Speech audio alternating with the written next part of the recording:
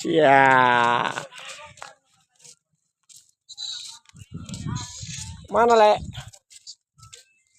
Ya, Bang Felix lewat. Desman lewat. Nah, ini tutornya ini. Halo, selamat pagi menuju siang. Hari ini kita lagi berada di tempat di mana ini ya? Di Sebiabia. Ya.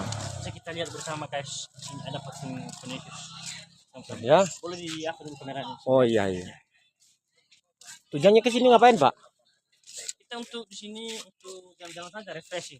Ya sih. Kita dari hari Selasa kemarin dari Samosir. Pesan bos. Ada beberapa kegiatan kita yang kita ikuti. Namun hari ini ada kegiatan yang harus kita ikuti di Medan.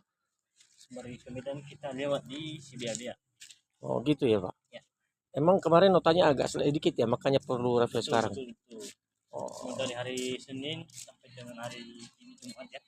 Mudah-mudahan dengan refreshing di sini otaknya segar lagi ya, Pak ya. Betul. Oke. Dengan melihat situasi dan pemandangan yang sangat indah sekali, pikiran dan beban bisa lah. Oh, begitu rupanya. Oke lah.